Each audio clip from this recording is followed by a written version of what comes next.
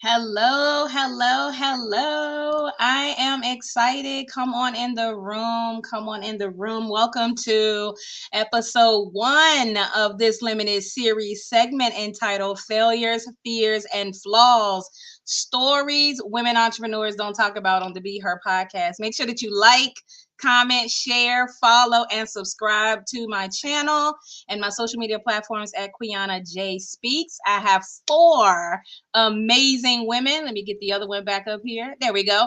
I have 4 amazing Kingdom Women entrepreneurs on my panel today to discuss some gut wrenching, hard, but real conversations about the real behind the scenes life of navigating entrepreneurship.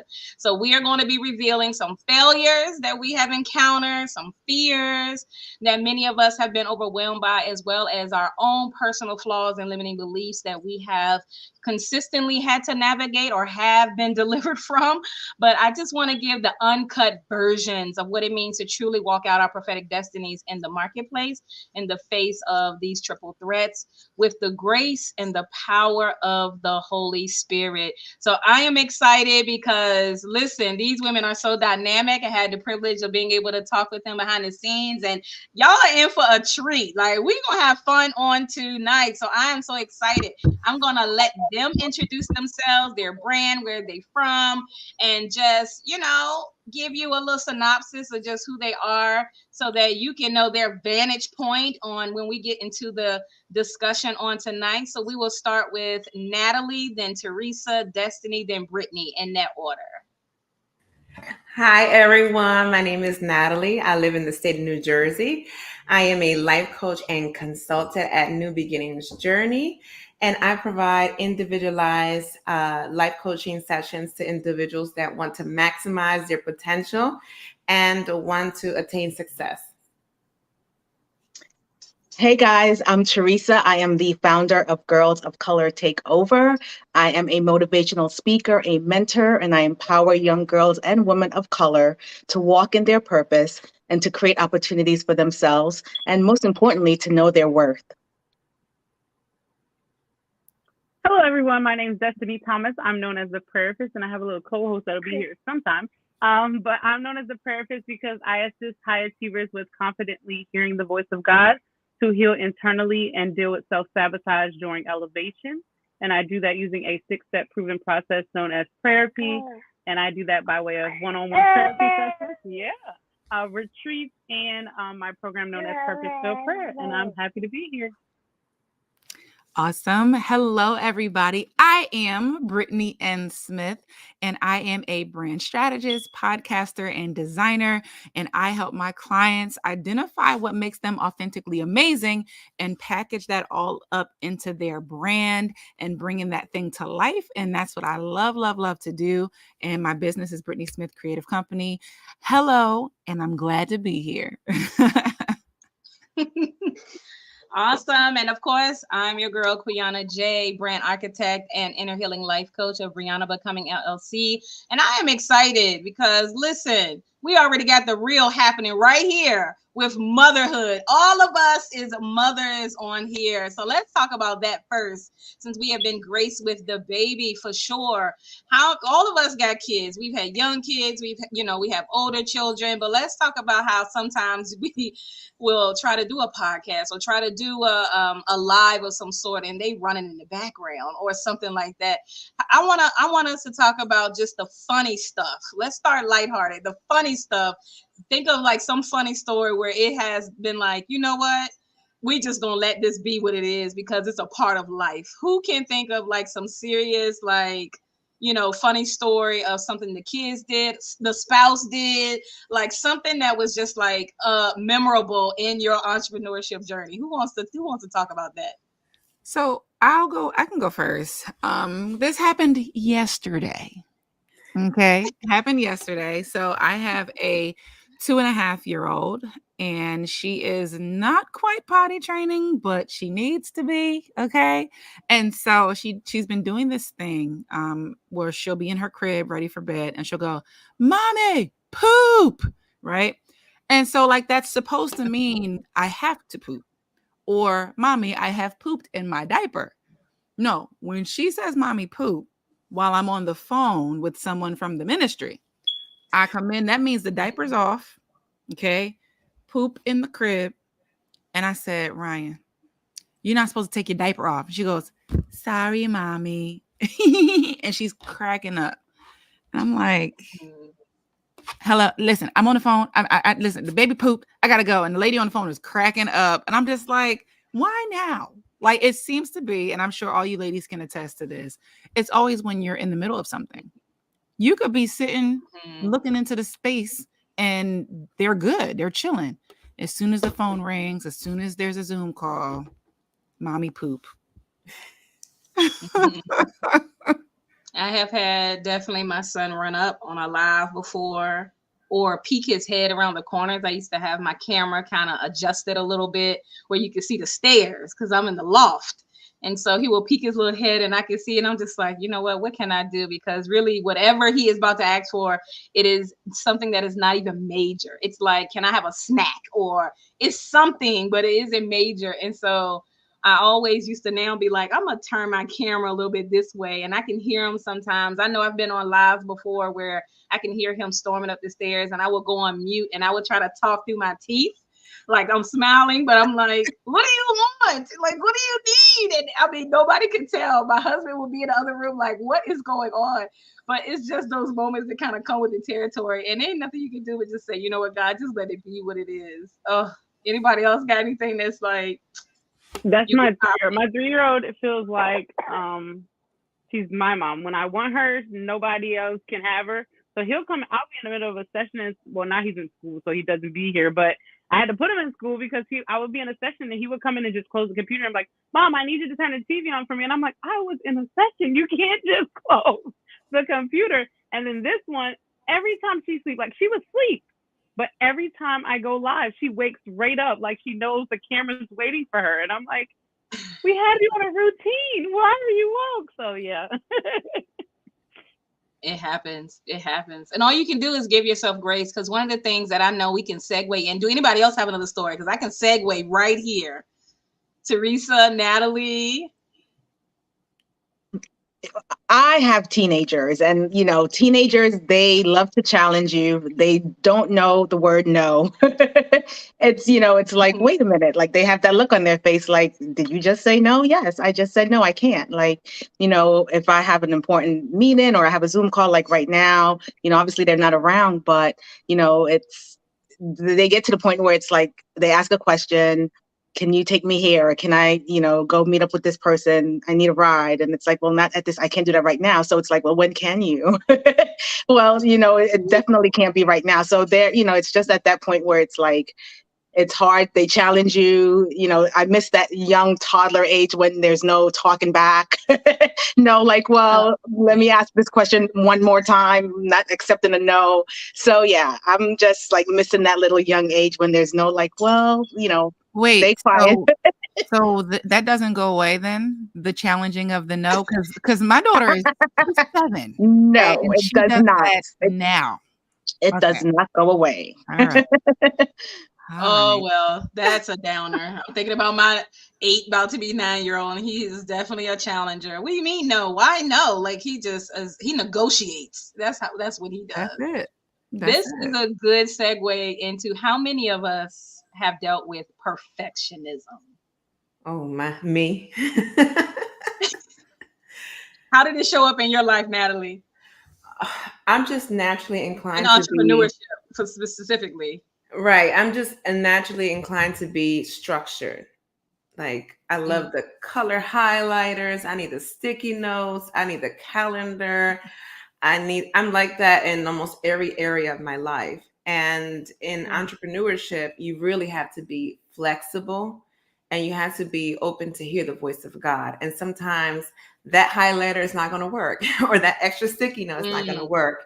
And so God has been pruning me in entrepreneurship to be flexible with my clients and give grace. And he's like, he just reminds me, Natalie, I've given you a lot of grace. If they arrive 2 minutes late, it's okay. Maybe just extend it another extra minutes at the end. But I'm like, Lord, but I have another session and I need to do this. And I go to bed at this time and I wake up at this time. So I've learned to just let it be. And I feel so much Mhm. peace just, just being a lot more flexible with God. Mm. Who else been under the threat of perfectionism? So, first of all, Natalie, I wish that was me, that person of structure and highlight. Like I guess it just looks differently because I guess mine is more like an organized chaos. I don't consider myself organized, but I guess I have my own little way of doing things. And so for me, perfectionism shows up in my business when I I cross my own boundaries to make things happen. Mhm. You know what I'm saying? Like if a client says, "Oh, can you do X, Y, and Z?" but it's 11 o'clock at night and they shoot it to me via text, I'm like, "Okay, hold on, let me see. Let me see. I'm leaving the kids in the bed. Let me see. I'm walking away from whatever. I'm walking away from sleep to try to get it done so that I can be the Mhm. perfect whatever." And the other thing is, Mhm. and I know Quiana, you can identify with this as a designer. What? Oh Like my God. it's not perfect. I don't want to submit it yet because it's not done. Or you keep going back and retweaking and re-editing and you're stressing yourself all the way out. Meanwhile, your client is like, I love it. I've been loved it. Why are you still working on it? So I think for me, the perfectionism shows up in me wearing myself out unnecessarily, mentally, emotionally, physically, Mhm. all the things. Mm. Yeah. I think I perfectionism for me has always been a thing. And I noticed that, I'm in inner healing. Like that's have been my whole life. I feel like I'm always on these inner healing journeys with God. And I just remember as perfection, I mean, it has to be to perfection. And again, like you said, Brittany, when you a designer, you really be like, oh no, okay, I see a word misspelled. Like thing, we don't let nothing go. Like ain't nothing finished until it is like done. And then don't let us show them the project and we see flaws as we are showing them the project. We will be like, oh, this ain't done, and we'll go back to it. But it has been such a plague that I recognize that God, had to tell me, let's deal with the rejection in your life so you can be free from the voice of perfectionism, because rejection has a lot to play with in my life, what that perfectionist is, because my whole life has been born from just rejection and abandonment, and having to actually navigate that because my mother wasn't really emotionally available for me as a little girl. And my father had died when I was 6, and so I had to grow up kind of like, well, maybe if I get all these good grades. So now I'm AB honor roll and trying to make it happen. I'm cheerleading. I'm always striving to do these things and trying to be this perfect child to just get her attention. And the whole time, I kind of failed the whole process. So then you become an adult, and then you're kind of doing it in the marriage, and then you're doing it in different places, and it gets exhausting. And then I remember just being in my business like, God, it's have to be perfect, and I'm losing sleep, and not even like paying attention to even my son's emotional well-being. So I'm repeating a cycle now. And then yeah, God had to really deal with me about that thing and saying, I need you to really understand that nothing will be perfect. And once you've done to the best of your ability, you kind of just got to let it just, you got to be at ease and you got to be at peace with yourself. But once I get delivered from rejection, it feels like now it's like, we're just going to play with it. I've done some podcasts and I'm like, oh, this could be a hot mess, but I ain't going to even let myself go here. I'm going to let this out. And then what I recognize is that to other people, it was the best thing. And you're like, I'm So sitting here worried about these moments, and really the people just want the substance of it. And we got to yes, make the substance of that thing more valuable than the yes, perfection of that thing. yes. People Yeah. appreciate the flaws. Because what it does, not saying that people want you to be out here trying to mess up, but Yeah. it makes you more human. And I think for women like us in this space, it makes me feel like I can mess up too and it's okay. You know what I'm saying? So your ability to navigate perfectionism or not having it or not operating in it frees me up to not be bound by it. And the other thing I wanted to say, and I don't want to like take over the whole conversation, but you wanted to talk about the ugly, right? You wanted to talk about the failures. So again, this one right here is fresh. Okay. Um, I have rarely had a client totally just not like a website or a flyer or whatever. Like like, I don't think I've ever had anybody like respond back and say, oh no, it's totally missed the mark, that was trash. Like, never. So I'm working in my business. I get this 9 to 5. My focus is all over the place. And I had this lady, I was working on her website, and I missed like a major deadline. And so I put together a website because I'm like, I mean, I think it's nice. It's cool. The email I got back, y'all, was like paragraphs long of how disappointed she was in the product. Oh God. Yeah. So for a recovering perfectionist, I don't even know, like, it was horrible. But I thank God for maturity and growth, because I'm like, you know what? Instead of me wallowing in this, let's see how we can change this and move forward, right? I'm gonna redo it. I'm gonna take my time. I even had to sit through that conversation of that first initial conversation on Zoom about, like, what the heck? Basically is what she said. What the heck? She was like, why me? Why did you have to do this to me? And I'm just like, oh, like, because it was never my intention, right? But I had to wrestle and work through that. It wasn't perfect. It was actually far from perfect, and so those are things that we have to work through. And I'm pretty sure God allowed that to happen so that I could grow and get a thicker skin in this design space, because everybody's not going to always think you're great, and it's okay. But that was hard. That part. Anybody else had like a moment of just perfectionism that led to failure? Because that's a good moment right there. I can definitely resonate with yours, Kiana, right?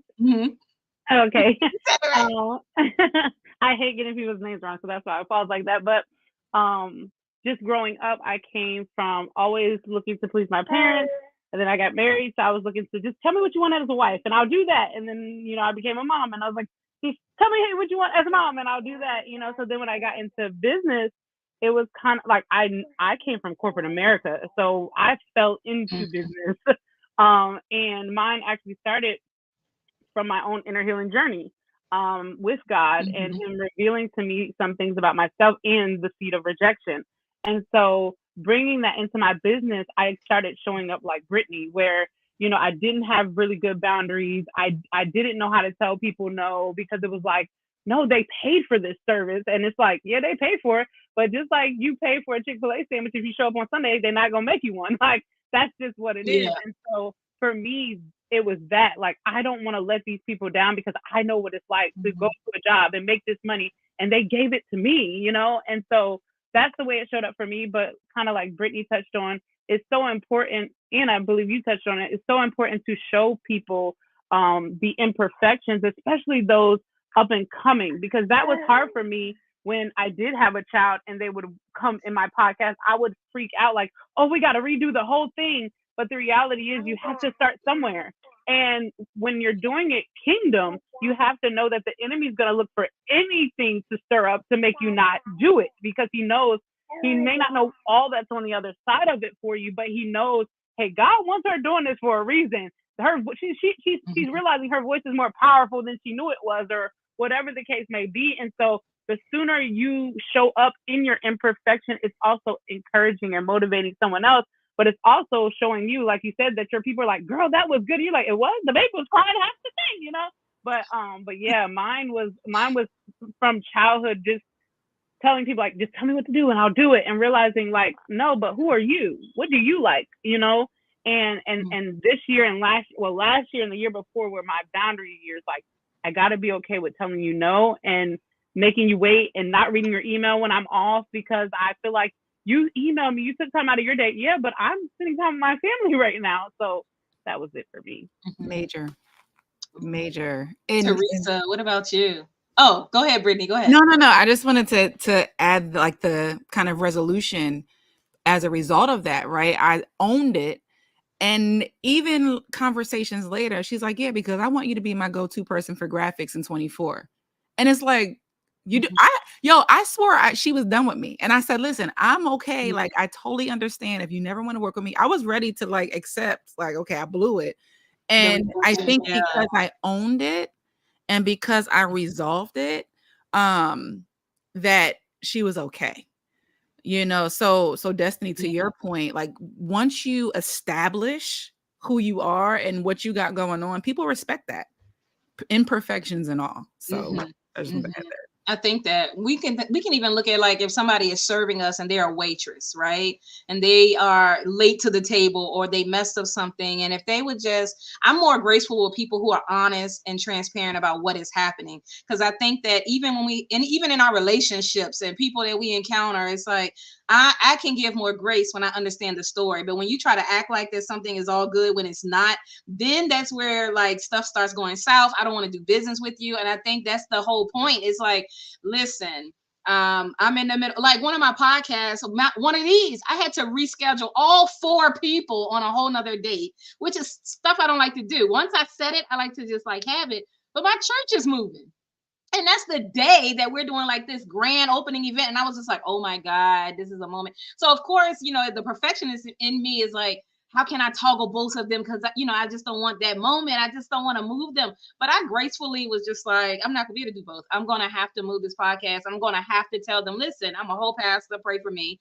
And that our church is moving and I have to move our date. And I said, here's a doodle to choose another date. Like, as long as you got solutions, right? People are more graceful to, kind of help navigate that moment. But when you are becoming an entrepreneur, this is for you emerging ones. Listen, you are in business for people, and you need people to actually like your brand.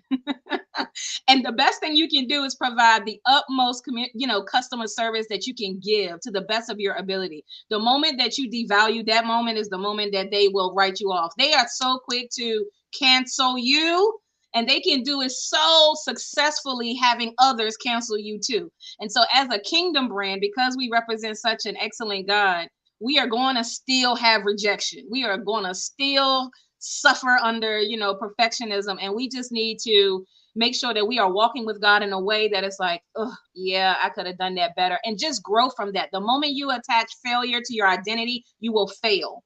But when you attach failure to the task at hand and you can still own your identity, like Brittany and Destiny said, then you're able to kind of move forward, grow thereby, and actually become a better version of you, not just for you, but also for your brand. So that is like a key nugget that I kind of got out of that whole thing. Teresa, what perfection story you have? Well, yeah, as entrepreneurs, as businesswomen, we're obviously in business of people, to your point. So we definitely want to make sure that everything's perfect. We're on the spotlight. We have so many people. We were talking earlier about, being in so many different Facebook groups, before the call, and having our own groups. And so with our groups, you have over 1,000 people in there. And when you're posting, you want to obviously make sure you're posting something that's perfect. You have so many people that's watching it, that's they're pretty much waiting for you to post something, whether it's inspirational, whether it's motivational. So, at that point, you're like, oh my God, is this perfect? Is this, who's going to receive it? Who won't receive it? Like you worry about all that stuff, right? For me, I post things, I delete it, I post again. I'm like, delete post, which most of us probably do all the time. But I think what's really important, it's so imperative that we just be true to ourselves, like our authentic, like people want to see that authentic person, like who, our authenticity, and just making sure that we are who we are, being humble, being humane, like somebody spoke about that earlier. And, everybody's not going to be for us, which one of my good friends told me that it's like, everyone's not for you, but there are people out there that want to hear what you have to say. So even if it's not the perfect speech or it's not the perfect, line, someone's going to receive it. So I think we're always hard on ourselves. But as long as we walk in our true selves and be authentic, that's what matters. That is for sure. When you recognize that you can't be nobody else but yourself, and you let that be kind of, I remember, and this is fresh, as Brittany would say, this is fresh. I'm talking about like a couple of days ago, it was probably like 2 weeks ago, I sent out an email. Now, y'all know when you have a bunch of subscribers in your email, you really trying to have like the perfect email, because Lord knows you don't want to have misspellings or act like you can't talk, right? So I had this email, and at the bottom, I had like this survey. Okay, so I send it out thinking everything is well. So first of all, the merge field for the name just says name on everybody's email. You want that personal touch. Hello, Natalie. Hello, Teresa.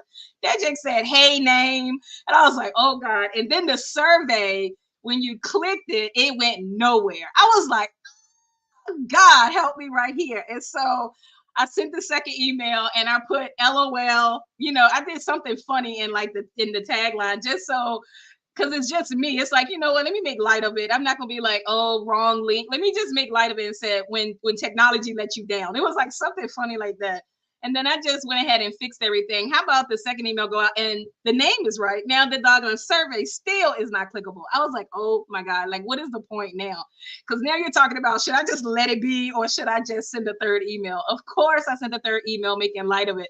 But I remember somebody really responded back saying, don't worry about it. I'm so glad that you consistently or persistently sent what you actually wanted us to do so we could do this survey. And I really appreciate it that somebody was like, we understand, we got it, like, we totally get it or whatever. And a lot of people participated. I don't know if it's because they saw it 3 times or if they was like, I need to do this because I know she going all out trying to make sure that this happened. But it really does something to your pride when you have perfectionism kind of still being a threat that kind of looms in your head and you're like, oh, how could I mess this up?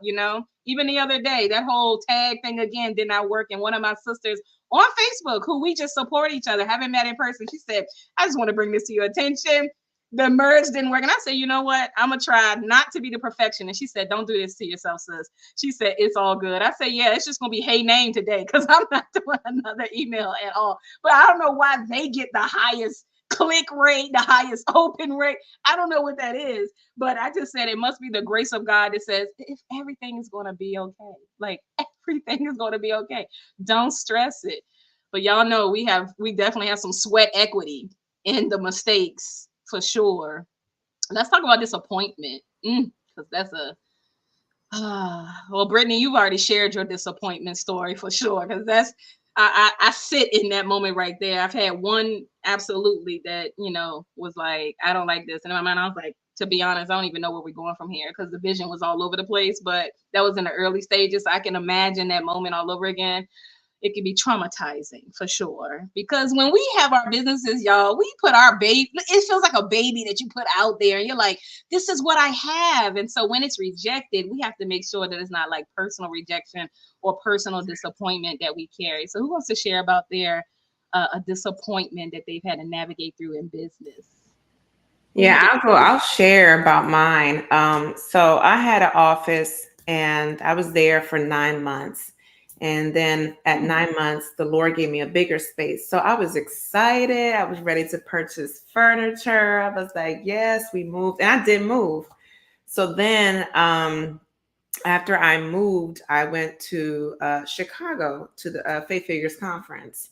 So I said, okay, when I come back, I'm going to get the furniture. I'm going to revamp the office. I'm going to do this. I'm going to do that.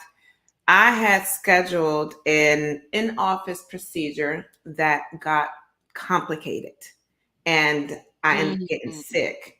Then after that, I just kept having all these side effects from that procedure. And then I caught the RSV virus and that was it. So I was home for about a month and a half, sick. Wow. I had trouble breathing.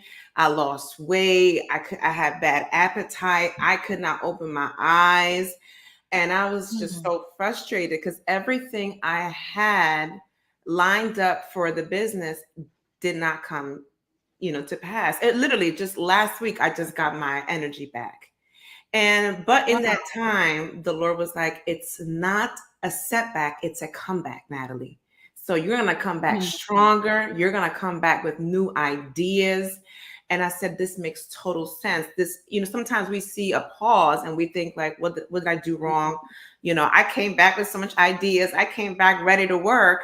And really it's just that pause. And I had to seize for a minute and just pray. And I prayed about my health. I prayed about everything. And it was in that season, a month and a half, I was home where God just started to give me strategy. So now I have a totally different vision for the business that I didn't think about, a few months back. Yeah. So sometimes we have to, consider, is this a trial or is this a push to the next level?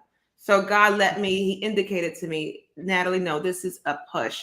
So now coming back, I'm coming back with full force. So really a disappointment turned into a great victory. So you just never know those flaws and those moments of just like feeling discouraged, feeling discouraged with something or some changes really could be the door to the next breakthrough. Wow. Oh my God, that is a really serious story. Yeah. Took my teaching man on 10 ways. I said, let me just calm down right now. Who else has like a story of disappointment in entrepreneurship? I have a recent one. I actually just had my first ever chargeback, and I was like, Ah, and I think I had heard, being an entrepreneur for almost 7 years, you hear about people who got the service and chargeback. And I was like, no, like nobody has ever done that to me, or, and that was like, and I think what hurt the most is they emailed me and said, I know your refund policy is there's no refunds, but I think you should give me my money back. And I was like, no. And then they went through and through the process of doing a chargeback. So now I'm going through that whole process of sending in receipts and all the things. And I'm like, but when I took it to God, because that was one thing I made sure I did, because bitterness can grow in your heart, and you just all the feelings, because it's like, this is food that I put on my table, like I'm a full-time entrepreneur. Like, you didn't even think about that, like, but I took it to God, and the Lord said, Destiny, this is me preparing you for the next level, right? Because I'd rather him teach me at this level, because even though like my terms and conditions and everything was pretty clear, it also showed yeah. me the importance of really saving and having money set aside, so when these things come, it's not such a big hit, because it was over $1,000 for this charge. And so Oh, for that big hit to hit at one time right after Christmas and right after Thanksgiving, it was like, but so I quickly, changed my perspective and was like, you know what, God, I'm glad you're teaching me at this level, so I know, okay, put this amount of money from every, program or whatever away. But that it really hurt, because it was kind of like, we had a conversation and you knew what you were doing and you still chose to do that. And I guess because also like the type of work I do, like this is even though I it's a for-profit, but it's a form of ministry and a form of, work for God. And it's like, but it was disappointing, you but don't I was expect glad them that. to, yeah. I know. If your title is the prayer pits, you're doing something in the realm of ministry. And so for someone to pay like $1,000 some plus dollars, and then they got the coaching or they got the product and then retract it with a chargeback, like you don't expect it, but it for sure happened, because even though that they, are saved, they still came from the same street we came from. So they not delivered in every place that we would expect them to. And they definitely don't think through some things like that, which is, I love the how God teaches us through failure. And you don't expect it to happen when you are an emerging entrepreneur, but there's going to be times you're going to launch and not one person signed up, not one person bought your product. And see, the thing is, God knew it was gonna happen, and many times He's led you to launch the thing, and you just be looking at Him sideways, like, what's going on right now? Because I know you told me to do this. So what is happening? You're gonna have those moments, and the key is the fact that God is like, see, I am producing in you such a character that you would separate what you do for me from your identity. It all boils down to, you still a daughter, right? You still called. I still called you. Are you going to obey me even if it looks like it ain't successful? Because your version of success may not be my version of success. His version of success is that you would have, as to Brittany's point, the thick skin to handle rejection in the marketplace, because you're going to have it again. And if you are already buckling at just this form of rejection, how can I take you higher if you can't manage your emotions right now? Like, your response is, I want to take the whole thing down and give up. Like, how can you go great lengths with me if you give up at the sign of rejection, at the sign of warfare, at the sign of it don't look like it's working out? How can you build persistence and, continuing in the things of God if we are continually like, I give up? This must be a sign. We do that early on too. We like, this must be a sign that I'm not called there, but not necessarily. God uses famine seasons to elevate you. But All Yeah, right. and one of the So biggest oh business, sorry. it get no, go ahead. Go ahead, go ahead. Destiny. And my last season, one of the biggest questions God kept asking me was, but was that my expectation? And so, for example, I had a client who was like, Destiny, I've been working out. God told me to work out and drink water. I've been working out and I've been drinking water, but I haven't lost weight. And so I asked her the question. I said, but did God tell you his expectation was for you to lose weight or just to work out and drink water? And so we went before the Ooh. Lord, and she was like, God, what was your expectation? And he was like, because what is something you always said, that you're not consistent and disciplined? I showed you actually are. And so she was condemning herself because she's like, I must be doing Yeah. it wrong. And so he kept asking me that, Destiny, what was my Mhm. expectation? Did you put your own expectation on this, even though I never said that was the outcome? And so that's what I've been asking myself every time. Sometimes, Lord, what was your expectation in this? Like, not my own. So that's been really, really helpful. Oh my God. It makes me want to strategically go to prayer bits and be like, okay, God, I know you said to do this, but what's your expectation? But I know between me and God, he may not answer me because he knows that I am by all means trying to avoid disappointment. And so he's always trying to change my frame and be like, you disappointed because, oh, where you get that expectation from? So you are hitting me right now because that is my lane where I'm like, give me the whole scoop, God, so I know exactly what I'm doing. And he does not operate like that. No matter how many times I have asked him, he's like, I'm gonna give you this little piece, just obey here. But there's always a bigger story, always a deeper character building moment that's happening, which is what we have to keep in mind. And so now I'm learning to just ask God in every moment where it seems like it's failure, because it may not be failure to him. He might be saying, this is a success because I got your attention. This is success because you're handling it different. This is success because you know how to handle pauses and interruptions and things of that nature, because the devil continuously see you consistently cower under defeat. He will continue throwing things your way, disrupting your life because you never rise up to say, I'm speaking to this storm and I'm moving on. I'm just going to go, I'm going to where the word says I'm supposed to go. And I'm not going to back up just because it looks like a gate. It looks like a door or a barrier. Natalie, I know you got something. Yeah, you said something sometimes like disruptions, and it for me it was because I'm so structured, because I love Mm-hmm. everything on a calendar and reminders and everything, and I had the blueprint, and I'm a visionary person. God was like, okay, well, let me just shift a little bit your schedule. Let's see what you're going to do about that. I said, Lord, I still got my business insurance to pay, my office rent to pay. I said the bills are still running. The clients can't come in. I can't serve them. And what's funny was before I even got sick, literally the whole week, all of my clients canceled. I said, this is strange. This is completely strange. They would never cancel like that. It was like, I got something to do, all of them in 1 week. And then I got sick. So God was like, yeah, I'm going to change your whole schedule around because I want to do it my way, because your way is not going to take you where I want to take you. So for me, that piece right there, that disappointment, and allowing God just really to prune us in the process. So it was because I am a very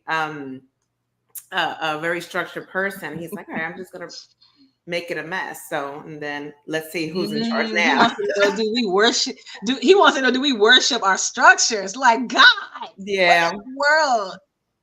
And God knows I love me a structure. I love me order. And order is of God. Let's not get that twisted, you guys. Order is of God, but he will always put you in a place of dependence on him, because I'm like this, Natalie, so I'm already guilty, right? My phone tells me what I'm doing pretty much throughout the day because I can't live without it, because there's too many variables, mother and being a pastor and church, all this stuff. So I was like, you know what? I'm going to use my calendar. And I mean, just as soon as I declared this year that I'm going to go to bed, start my wind down bed process at 8. And I'm going to get up at 6, go to water aerobics, come back, get with God. I have it like laid down. Got the alerts on my phone to tell me what's happening. Don't forget to take your vitamin D. Laid. I'm talking about I was strategic. I said, I'm going to do it this year. I had so many disruptions last week. I was like, can I even do my plan?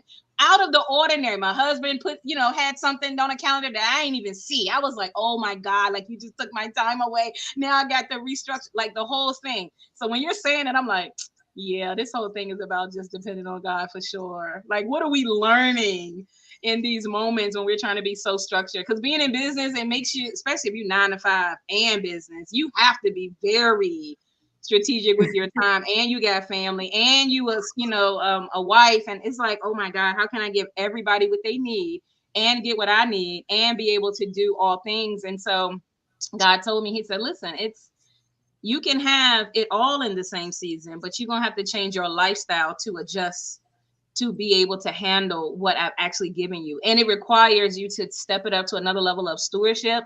But even the more, it requires you to heed to the voice of the Holy Spirit, because he will always tell you the measure in which to do something. There's been so many nights that I have been upstairs in my office and I'm grinding and I'm working and I'm like, oh, I just want to finish this project. And the Holy Spirit will interrupt me and say, go to bed. Your husband missed you. And I'm like, he watching TV. I go downstairs and obey.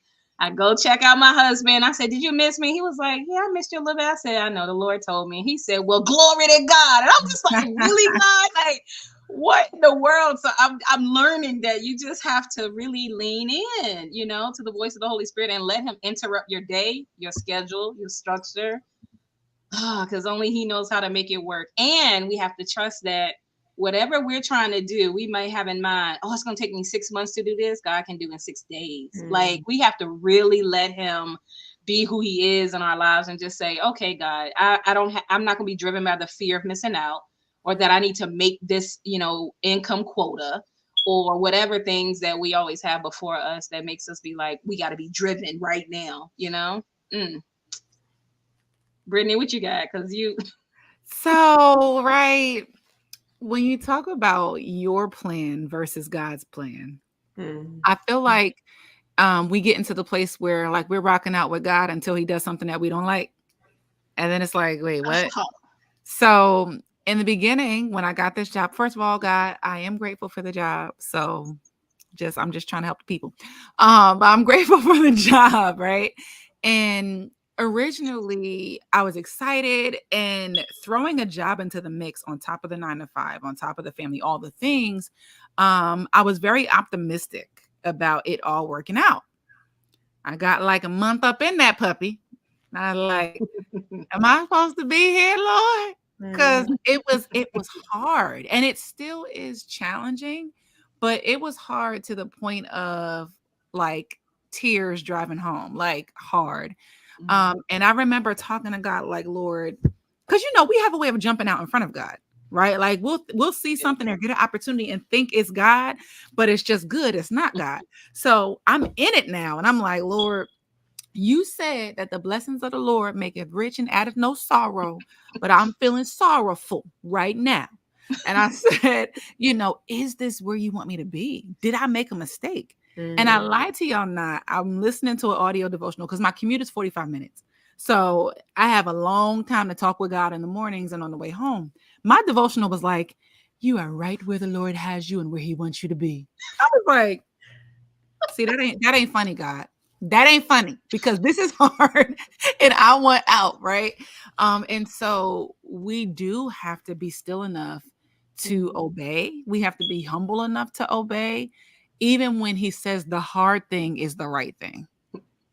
And that's what I'm learning in this space. Like I know enough about myself to know that God sends me places, right? Like I know enough about my personality. Like I know he sends me into things to bring something or to change something, to shift something. And I was okay with that until it got hard. So now I'm like, even though I know my purpose in being there, now the discipline is in staying, even though it's a struggle.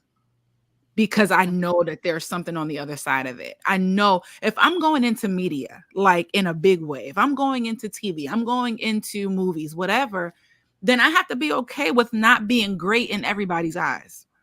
And that's what coming into this job has done. Not to say like the people are great, the people are cool, but they didn't know me.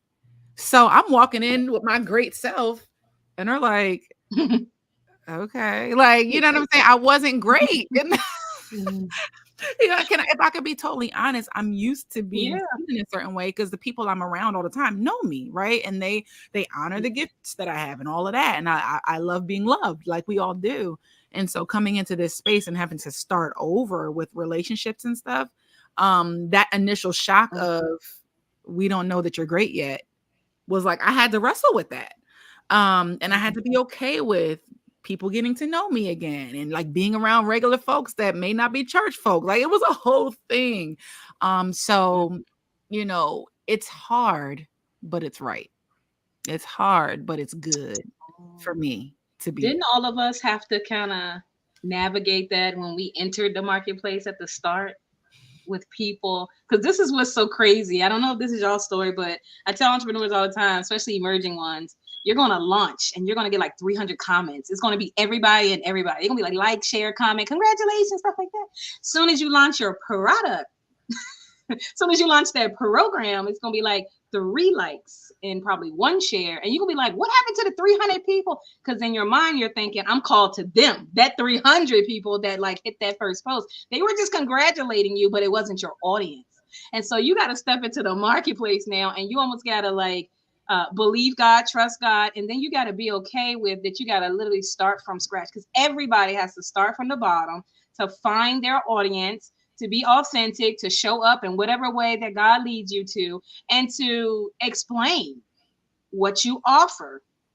And then and then when you do launch, you may only get 3 when you was expecting 30 or 300, and you have to navigate those 3 as if it was 300 to the same level of excellence. Because if you don't, them 3 ain't gonna be able to give you some great testimonials to use on your next launch. So it's all of just a different, it's just a process that you just really have to go through, and everybody had to start with no clients or no customers at all. And so that's why it makes you real humble when you are starting off, and then God finds ways to keep you humble as you navigate, because you do recognize real fast that you are not that great. But then you have to tell yourself, but greater is he that's within me, and the purposes he's had for me is custom to me, and I cannot chase this imaginary life that social media gives. That this is how it looks like, which is why I'm doing this. You know what I mean? Because that is not how it begins. That is not how some people have sold their souls to get their level of success, right? Some people have lost families and marriages. They sacrifice their kids and all of that to get what they have. So while we're looking at it being shiny, my husband said a powerful statement the other day. Oh my God. He said, never measure your success by what you gained, measure it by what you lost. He said, because if you say, oh my God, I have all these people, but you lost your marriage, you're still a failure. Or if you say, I did, and people do it in ministry all the time, people do it in business all the time. And it's like your kids don't even want to be around you, but you want to be this great millionaire, billionaire thought leader, but you lost your kids in the process. You lost your marriage in the process. You lost your own authenticity because you created another identity just for those people to like that face, because you can't come to grips with the face that you already have been given by God's design. So it just be so deep for me to just stay so real and just take the process and the journey wherever God wants to let it go, because in the grand scheme, he is producing us more than he is impacting people. He's impacting us way more than the measure of the impact that we think we have on other people. And it's because of that impact he's doing on us that we're able to show up in a bigger way. What y'all think about that? 100%. I mean, the identity portion you mentioned, it's like we put on a persona for other people, for likes and for shares and all. And we can lose our identity, and we lose the calling. We lose why we're doing what we're doing. And sometimes it could be because you have an expectation to reach X amount of sales and to have X amount of revenue. And if you don't do that, then, well, let me do this. Let me add on to this story. Let me do this and let me do that. Let me create content. And then you forget why you're doing what you're doing. You're forgetting that God has called you to be a voice. God has called you to be a pioneer. God has called you to be a vessel. And so sometimes that is, those are the times that you have to pause and, okay, you didn't make $5,000 this month. You didn't make 10 grand this month. You made 1,000, but you stood grounded and you stood connected to the vine. You know, you want to make sure that you're always connected to God. So it could be challenging sometimes when you're in the marketplace that you remain humble, but you also remain true into your identity with God, and also at the same time not being slothful or getting sidetracked, you know, ultimately on the goals that you want to accomplish in the marketplace. I love that, because it encourages me that the people that you see who are like you feel like are killing the game, many of their stories are that they've been doing this for the last 10 or more years. Like, yeah, I started back in '08, and it's like, wait, what? You know, even though you just came across them for the first time. And so, for me, I feel like I've been like steady at this low level, it feels like. And I'm like, Lord, I feel like I'm doing what I'm supposed to be doing, but like, where's the blow up? Like, I know I have the packaging, I know I have the things, but where's the blow up? Where's the audience? Where's all the stuff? People are like, you should be farther along. Like, I know. First of all, I know. But like, it encourages me that at any given moment, it's going to be different, you know, because I've been showing up consistently. I don't know about y'all, but I've like stopped and started. You know, I was active and then I disappeared for a while for the last 8 years. Right. And so even now, people like, when I think branding, I think Brittany and Smith. And it's like, I don't even know. I can't even really trace how that happened, but I think it's because I've been consistent for the last 8 years, consistently inconsistent, right? Like I just keep coming back and I keep beginning again, even though it feels like it's too far gone, or it feels like, you know, who's going to follow you now? Or it feels like you're going to have to start over. No, you're not. Your people's still there. Ain't nobody going nowhere off of social media. They still there. And I think people appreciate the glow up. They appreciate the evolution. There are a handful of people that started with me in 2016 talking about the girl on the right. And they're like, wow, like I just appreciate your journey. And so I think that we all ought to be encouraged that just because you're not where you want to be, keep showing up. Keep showing up, because the coin is in the consistency. Right. For So, sure. yeah. The coin is in the consistency. And when you I want y'all to think about money very, very differently, because if that's the chase, you still going to end up disappointed. There's people who are millionaires and they're suicidal. So that means there's a disconnect in what we think and value concerning money. But I will never forget that Mike Murdoch, he is like the wisdom doctor, right? Like he is just so prominent in you know, the body of Christ, and his expertise is wisdom and of course increase. And so he talked about, he said, money is nothing but notes of appreciation. And as long as your heart is always to serve people and you serve people, you always have money. And I was like, how is that translating, God? You know, I want to make sure that this adds up. But I'm recognizing that people, I mean, and this goes so far as to how you know, package your like we could go so far into profit strategy and all of that, because sometimes we lowball ourselves for sure. And there are people willing to actually pay the higher price. That happened to me one time in one of my programs earlier on. And I only charged her 1,000, and she said, you know, I would have paid like 3,000 for this. And I just said within myself, what am I doing that this client has straight up told me she would pay 3? So I said, I'm gonna try this out. I raised it to 3 and still did not have a problem getting. I was like, what? This is so crazy. So the way I think about money now is not in the terms of I'm trying to get something out of somebody's hand, but I'm really trying to give them this transformative experience from my mantle that God has given me. And in turn, there has been people who they had this base cost and they tipped. Or they said, you know what, I'm just going to sow a seed or whatever, because the service was there and they didn't feel like just a customer. That's what should distinguish us, I think, as kingdom women entrepreneurs or kingdom entrepreneurs. We're not just Christians that happen to have a business, because there's plenty of Christians that they have not sought God about being in business. They just need the money, right? And that's their prerogative. That's between them and God. But then there's the ones God has like messed with us in the midnight hour and said, this is what I want you to do.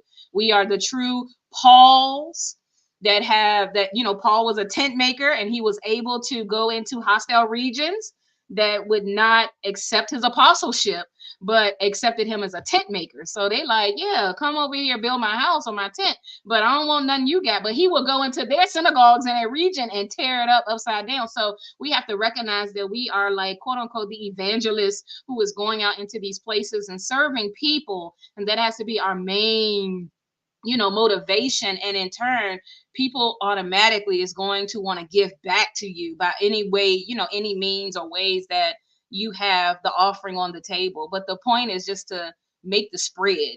I think it's just like, make the spread. Don't be afraid to spread the table and say, this is who I am and this is what God has given me. And to talk about it with pride, because you're the only one who got that vision.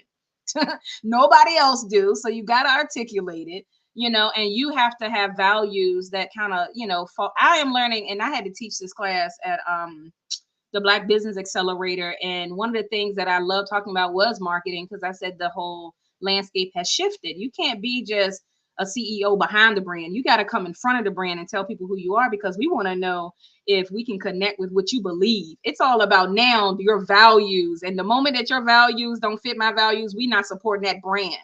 Even though the CEO could be behind the scenes, the moment we hear that they, are, burying, babies in the ground or something, we could be like, I'm not supporting that brand anymore. So it's a direct hit to, who you are as a CEO. And so I just think that we have to be very persistent about who we are, showing up authentically, and like coming to the scene and really saying, listen, this is who I am. This is what God has given me, and sharing your story and not being afraid of it, your own failures, fears, and flaws, and, making light of it and understanding that we're human, which is what all of us have said. So the last note that I really want to talk about is the boundaries that we've had to build to be able to do this. Because that's a serious topic. I don't think anybody wants to talk about the boundaries, but you have to have boundaries with people, time, I mean, all types of things. What kind of boundaries did you guys have to kind of build in your life in order to, do what God has called you to do in the marketplace? I'll go. Oh. No, go ahead. Go ahead. To those who are up and coming, I would say create your boundaries early, regardless of how big your business is. You want to create your boundaries based on where you believe your business is going, not where it is right now. And yeah, like she said, and you want to stick to them, because when I first started, I was like, I'm not going to work on Sundays. I'm not going to do this and that. But then, because of how God brought me into my business, I came from corporate. He told me to quit. I didn't have a business. And then, he gave me therapy and I started making money. So it's like, oh, I can finally bring money to the table in my house again. Like, this is a good thing, right? And so I was like, more clients, take more clients. Everybody can have my phone number. Everybody can email me. Everybody can DM me. Everybody can. And how my business was even introduced to people was I was going live on Facebook praying for people. So they already felt this level of access to me, and in my DMs at 3 a.m., hey, pray for me right now. I got this going on. And I'm like, baby, God is open 24 hours, not Destiny, okay? And I was saying, but then I was still responding, like, so it ended up being very, very detrimental actually to my business, because I didn't have boundaries. Because when, it was starting to affect my family and things like that, and God was like, this is not how I told you to do this. And so I had to then create boundaries after I had people that were accustomed to me being a certain way. And a lot of people didn't like that. I was getting too big for people now. She's acting funny. And it created a lot of havoc in my community and things like that. But I had to be willing to do it because I didn't follow God's original instruction. And that, going back to what you talked about earlier, was from growing up not having women like me. And now I have a women community and we're all sisters and friends. So I felt like I needed to be their friend when they came to me for a service, right? And they're sharing some of the most intimate moments with me. So I felt like I owed it to them to give them me intimately, right? Let's just talk about that. It was real. Yeah, and it's real. I heard God saying, adjust your access. But I was like, okay, I'll do it. I'll do it little by little. And he's like, it's going to get worse if you don't do it. And I didn't listen. And it got really, really bad to where the point I was going to shut everything down, because it was just, really bad. But yeah, you definitely want to create the boundaries. Like, you got to ask yourself, especially if God gave it to you, do I really believe in the vision he's given me? Right? Regardless of if you have one person showing up right now or two, if he gave you a vision of it being bigger than you, believe him, right? And let those boundaries be, like I said earlier, if you could knock on Chick-fil-A door all you want on Sunday, they're not giving you a chicken sandwich, okay? Like there's not, nobody's taking your order. So yeah, definitely follow his instruction and follow the boundaries. Even if you're single right now, but you desire to be married and desire to have children, create those boundaries now and say, hey, after this time, this is when I'm going to be preparing dinner. Because listen, you guys speak that thing into existence. If you really want to be married and really have kids, okay, who's going to be cooking for your kids then, you know? And not saying to fully adjust your whole life, but it's easier to already have systems in place and fill them in versus trying to readjust when you already have trusted people. So yeah, that was a big one for me. Oh yeah. No, that's good. You said basically become who you need to be now so that you can accommodate that future. That's serious. Brittany, what you was gonna say?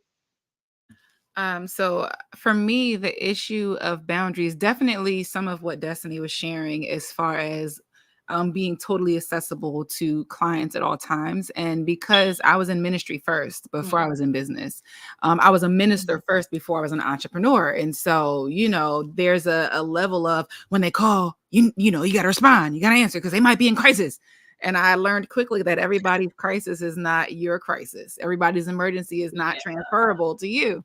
And, you know, especially then I was single. I wasn't married. I didn't have kids yet. So even the more once I got married and once I had kids, it was like that level of access. Like I can't do it. And so really it boils down to my level of respect for myself. Because everybody, the person that lost the most with my lack of boundaries was me. You know, being in the hospital, getting ready to have the baby, and I'm legit still like answering emails and all these things. And it's like, sis, where is that coming from?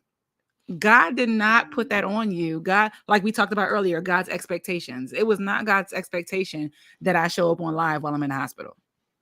It was not God's expectation for me to take that client call at 3 a.m.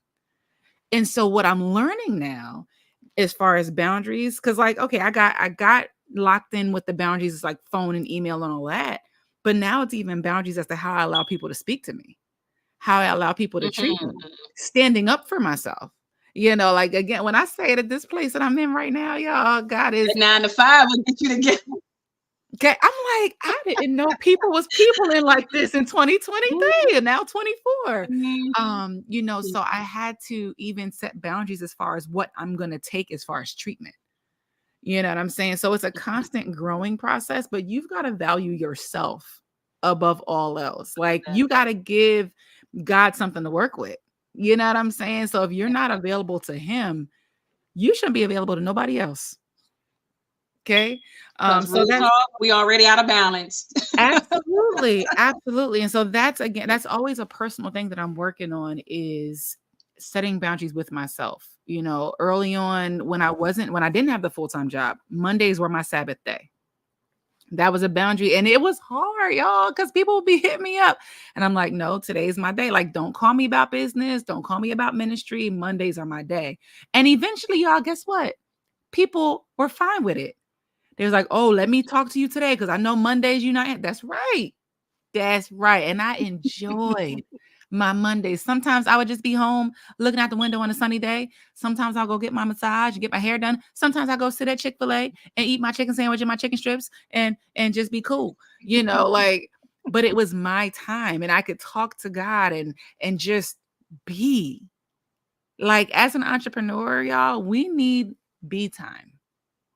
We need be time. Because if you don't, your creative juices is Oh shot. my gosh. The times that I get the best ideas is when I'm on the massage table, like in real life. Like I get whole business ideas when they in my back like this. Like, so, you know, you owe it to yourself to create that space for yourself so that you can really walk in your fullest potential.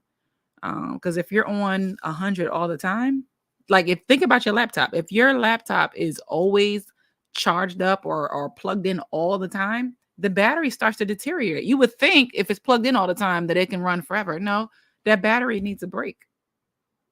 That's somebody's word. I love that. That is a word. I heard that word actually this morning. My man of God said, he was talking about Moses and how he came to the burning bush and how he lived in the time where in a place where it's normal to have burning bushes because it's a desert.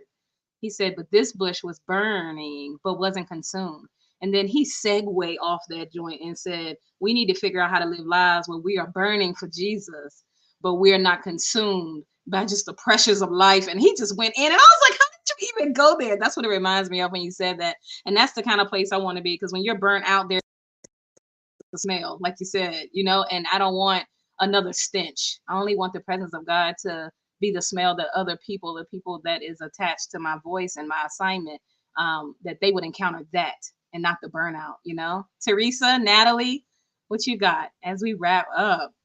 I mean, I had to learn about boundaries the hard way. I've worked for large organizations where it was more about what you can do for them rather than what they can do for you. So the long hours, not no, not caring about all the other obligations you have at home, like your husband, your kids, things that you have to do for yourself. So now as an entrepreneur, boundaries is super important to me, putting my family first. I mean, of course, God, then my family, and then everything else. But before Else. that, it was more about just, being able to, as a people person too, like you're a people person. So in the business that we're in, you always want to make sure you're engaging with people, you're there at the events, you're there at the networking events, you're there doing all this other stuff. And then you forget about, okay, wait a minute, I need to slow down a little bit. There need to be some boundaries. I can't attend all the events. I would love to, but, Yeah. family, my prayer time, God, like all that stuff is so important that we tend to forget about those things because we're so caught up in everything else. But for this year, I definitely know for a fact that that word is key for me now, having those boundaries in the things that I'm doing now. And it's just imperative that we, find the time to have our family time to, because everybody else is doing it, and we're so caught up in everything that we do because we're so passionate about what we do. We're so committed to what we're doing that we tend to forget about, okay, we need that time to ourselves. We need that moment of wellness, that time to our families. And so, yeah, I think boundaries is very important this year for me, for sure. Wow. Yeah. Natalie, boundaries. Yeah, I'm pretty good with boundaries when it comes to timing and, disengaging from conversations. I guess my issue was specifically in entrepreneurship was with the pricing. Sometimes in the beginning, of course, I'm still in ministry and you have, your heart is just like, oh my, okay, they just need a session. All right, I'll give you 50% off. That's fine. And then what ends up happening is you'll see a pattern of abuse because now they want to consume you, but then they don't want to pay forward. And it's not that they can't, because, I've been open. I said, God, if there is someone that can't truly afford and really need coaching services, you'll lead me to that person, or that you'll bring that person. But then I'll give you a discount. I see your nails all fresh and your Gucci bag, and then I said, this is not honorable to God because I'm doing this for the Lord. My money has an assignment to bless people, to feed me and my daughter. And you're robbing me. You're robbing me. So I had to really put on my heels, my pants, my suit, and say, you know what, Natalie, this is the fee, this is the fee. Because obviously they're coming to you, it's because they could afford the session, and I was over delivering. And sometimes I was undercharging. So God has spoken to me about that. It's like, you can't sell yourself short. And I had a similar experience where you were saying, a client that you charged them $1,000 when they said, and that happened to me. And I was like, and I was over delivering, and they was like, "Are you sure this is just 1,000?" I was like, "Okay, let me." The same thing happened to me. I had in mind about like $1,200. They was like, I was ready to pay you $5,000. I said, oh Lord. Ooh. I said, Lord, what? And then God but he allowed that. And I think it was because, that of course that background ministry, but also it's kind of that feeling like you don't want to disappoint people. You still want to be anointed. You still want to be in ministry. You still want people to respect you, and you still want people to love you, and you still want people to come. But the truth of the matter is, that's not honorable to God. God doesn't like that either. So, the laborer is worthy of his wages. And so, this year it's different now. 2024. Okay, we're going to charge the price.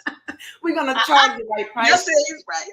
Yeah, I mean, and that was my issue with boundaries. Is like, I was charging sometimes a lot less than I should have, and then I have office rent, then I have insurance, and then I have all these systems that love to just come on deduct on a monthly basis, and then I don't even have enough to even cover that. So it was like, this is not what God wants. So now 2024, I got my energy back. It's a little different. You're going to have to pay the full price, but I'm going to deliver 100%. That's for sure. I love it, Natalie. All it really is about. Yeah. Go ahead, Teresa. No, I said I love it. I literally just posted that message a couple days ago. The laborer is worthy of his wages. Like that, I literally just post that. So, this just reminds me of that's exactly what it is for 2024. I think we're so wanting to please everyone, which is fine because again, we care about our customers. We want to make sure that they're happy. But we also have to make sure that, we have to get what we deserve. Like we know our worth, right? God put it in us to have this vision. He gave it to us for a reason, and we are gonna get what we are worth. So yeah, definitely. And I'm glad you touched on that, Natalie, because one thing the Lord said was, but Destiny, you came to me about the price. And I'm the one who gave you that price, but then you keep lowering it for people. No, I gave you the price, right? So if there's somebody out there that I know their financial situation and I want you to make an exception, I will tell you that. But outside of that, the price is the price. And so that really resonated with me because I'm like, you're right. I did come to you for the name of the program, how it's going to go, the price of the program. But then every time I turn around, it's like, oh, I'll give them 50% off. Oh, I guess. He's like, no, now you're becoming in bondage to servitude because you're serving people I'm not calling you to serve. And then you're upset when they don't want to do the work, but when they got every excuse under the book. But you're working with people I did not call you to work with anymore. And you have to be okay with, because my thing was, Lord, I don't want to do the going live again and finding new people. But the reality is, if I'm elevating, you got to be able to do the rinse and repeat again too. So yeah. Yeah, and there's a lot of background work that people don't see. It's not that we just show up and coaching. Some of us may even have degrees. I have a couple of degrees, and I got school loans. Or we've taken trainings, or we've taken certifications, and we got to get empowered too. We got to go to conferences, and we got to do a lot of the back work ourselves to come and deliver to those people that we are serving. So it's a lot that probably the customer does not see, that they might not take into consideration. So lowering our rates when we shouldn't, not unless the Lord tells us to do so, it's really doing a disservice to us and to the kingdom of God. Because then we can't help the poor. We can't help the widows. We can't help the single moms. We can't do nothing because we're so backtracked with the money that it is coming in. Yeah. And it's a biblical principle that I think that people miss, especially in the kingdom of God, is that when you sow into a person, whether it's through a purchase or not, you're still sowing a seed into that person. You're going to get the fullness of that when you honor the full amount. And so, because there's been plenty of seeds that it's like I was able to partake of whatever's on that person's life, and it showed up in my life. And so when just thinking about, even from a creative standpoint, the best customers I've ever had was the ones who had no problem saying, send the invoice. After I said my price, and they had no question. Those are the ones who was like, I came to you because I'm not the expert. I'm coming to you because you're the expert. So I'm not going to creatively try to tell you what I need. Nothing. Just tell me the price because I know I don't want to do it. They got the best work. They got all of my attention because they paid the price. For those who my fault, have lowballed, something breaks down in the whole process. And it seems like I can't give them the fullness of what I want to give them because I know that it should have been this price. And now I have to, like, it just doesn't work out well on both parties. And so it's like, and all of us as entrepreneurs had to come to that place where we have to be just real comfortable saying, no, it is $6,000, especially us who are in the coaching space. Let's talk about how there is no market margin to say if you really high or really low. Because when I looked it up, people are charging from $197 a session to almost $100,000 for a program. And when I go research them moments, they giving you three things, like a community. You may have some support and all of that. And I'm over here tripping over 6,000, but I'm giving you one-on-ones and I'm giving you. So I was like, nah, I'm gonna be real comfortable with what I give because folks is out here paying $50,000, $20,000 for straight up coaching, consulting, and some more stuff. So when I realized that I just needed to be confident with myself, and that moment that I became confident, that was the moment that my audience changed. So it was not their fault that they could come get the discount. It was my fault because I didn't value me enough and I didn't show up enough for them to not even want to come this way if they didn't have it. I've had plenty of people say, I don't have it. I'm letting you know you're on my mind in the future. Like I have future clients that tell me that they just getting their coins together. I respect you for getting your coins together. Even as a pastor, if I'm going to get somebody and I want them to come to my church and they say it's 6,000 and we don't have it in the budget, I'm gonna say, listen, we got you in the future. And we've had them say, oh no, we can come for 4. No, you not. We're going to pay you the full price of your honorarium because the devil is a lie if you think that we're going to disrespect the anointing on your life. That's not what we're about to do in the kingdom. Mm-hmm. And people think that that's how it's supposed to translate, but that's not what we need to do. But it's us who has to see our value, articulate it, show up in confidence, and say, I know that when you pay this, you get what's off of my life. Mm. And it brings results. So just come into the fullness of that thing. Can I just say one more thing?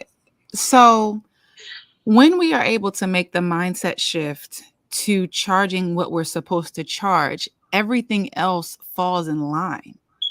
Because now, instead of me having to find 25 clients a month, I can have 3 clients a month. I'm not stressed as much. I'm loving what I'm doing. And I had to realize that one of the reasons why people want to work with me is because I care a lot. You know, like I'm in your life. Like I know your kids' names. Okay. Like we're going to lunch. Like I'm coming to see you. Like there's a level of care that comes with the branding. Like, yeah, okay, you're gonna get your website done. But you get relationship.